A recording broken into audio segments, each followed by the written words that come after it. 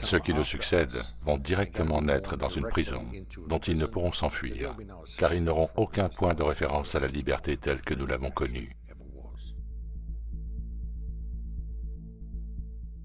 Je vais vous montrer cet article de la BBC et le parcourir avec vous. Regardez ça, c'est assez intéressant.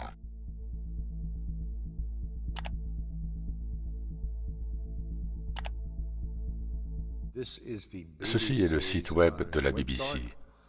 Voici ce que sera l'impact du Covid sur nos bureaux et nos maisons.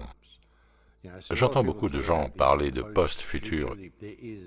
Il n'y a pas de post-futur, les amis. Il est écrit ici, un jour le virus s'estompera. Il pourrait être éradiqué. Mais même dans ce cas, la vie ne reviendra pas simplement à ce qu'elle était avant le Covid-19. Sous l'impulsion de la crise, les architectes ont repensé les bâtiments que nous habitons. Ok, donc défilons vers le bas et rencontrons Leila. Son origine et son âge sont indéterminés. Nous sommes en 2025. Leila travaille chez elle 4 jours par semaine, et c'est ainsi depuis le verrouillage économique de l'année 2020. Ok, donc ils sont enfermés depuis 2020, et nous sommes ici en 2025. À 6h30, elle part au travail, elle arrive à son bureau à 7h pour des réunions. Les heures d'ouverture de l'entreprise où elle travaille sont échelonnées pour réduire au minimum le nombre de personnes arrivant en même temps. Pas de contact humain.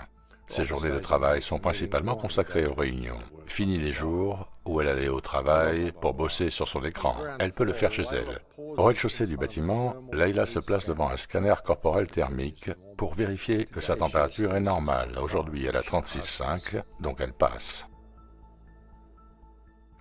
Une caméra utilisée pour la reconnaissance faciale l'identifie en tant que membre du personnel et la barrière de sécurité s'ouvre. À aucun moment, elle ne touche quoi que ce soit. Leila est sur un cheminement sans contact. L'ascenseur qui l'amène à son bureau au 4e étage est activé par la voix. La technologie sans contact a remplacé les gros boutons. L'occupation maximale de cet ascenseur est de 2 personnes. Des ascenseurs activés par la voix, les amis.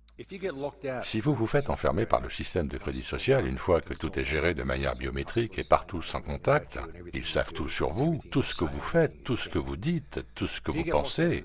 Si donc vous êtes bloqué hors du système en raison d'une baisse des points de votre crédit social, l'ascenseur de votre bâtiment ne fonctionnera même pas parce qu'il est activé par la voix et votre voix sera reconnue par l'ascenseur en tant que personne à l'accès refusé.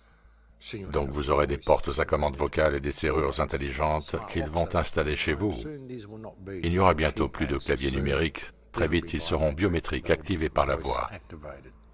Et si votre crédit social est trop bas, elles ne s'ouvriront tout simplement pas pour vous. Au 4e étage, elle marche dans le couloir et passe la porte. Ceux-ci sont plus larges qu'auparavant pour garder une distance entre le personnel et réduire ainsi les chances de transmission du virus. Bien sûr, c'est ce qu'ils disent, mais c'est juste pour nous garder séparés. À la porte, Leila utilise un désinfectant pour les mains. Elle y est tellement habituée qu'elle n'y pense même plus. Elle s'installe à son bureau. Une grande partie du mobilier ainsi que les panneaux muraux et les façades sont fabriqués à partir d'un matériau antibactérien, antimicrobien, qu'il est plus facile à nettoyer et sur lequel les bactéries ont plus de mal à se fixer. Leila se fait un café dans la cuisine où les plans de travail sont également antimicrobiens. Les poignées des tiroirs et des armoires sont en cuivre. C'est plus coûteux, mais c'est un matériau naturellement répulsif pour les microbes.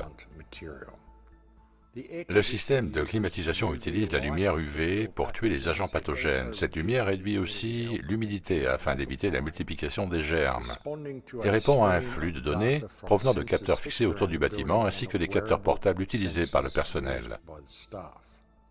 Des capteurs de proximité également, les amis. Génial. Le bureau est complètement, etc., etc., etc. Une grosse propagande ici pour nous faire savoir comment Leila a fait face à tout cela, alors qu'elle ne va au bureau qu'une fois par semaine. Leila a déménagé en banlieue avec un ami après le verrouillage en 2020. Quand le verrouillage est arrivé, elle pensait que le travail à domicile ne durerait que quelques semaines et qu'elle se débrouillerait avec un ordinateur portable sur la table de la cuisine. Mais quand les semaines se sont transformées en mois et que les mois se sont transformés en années, elle sut qu'elle aurait besoin d'un bureau chez elle. Quand les semaines se sont transformées en mois et que les mois se sont transformés en années, Que pensez-vous de cette nouvelle norme, les amis? Et réalisez que dans ce scénario, avec la technologie de l'activation par la voix, donc des serrures de porte activées par la voix et le système du crédit social, ils ont réussi à transformer le monde entier en une prison, et chaque maison en une cellule de cette prison, de laquelle vous n'êtes seulement autorisé à sortir que si vous vous comportez bien. Vous ne pouvez sortir que si vous vous comportez de la manière dont le gouvernement le décide. Vous devez bien vous tenir. Plus de liberté, les amis, rien du tout. Le monde entier est désormais une prison et chaque maison est désormais une cellule de cette prison. Super plan, plan magnifique. Et le problème est qu'il est en train de fonctionner et qu'il fonctionnera plein tube si les gens ne se rendent pas compte de ce qui se passe en ce moment. C'est très sérieux, les amis. Ce qu'ils veulent faire à tous les niveaux. Isolement total.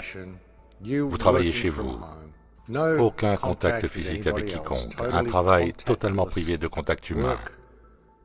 On ne touche rien. On ne touche plus les autres humains. Cela fut un sacré changement pour Layla, ainsi que pour des millions comme elle.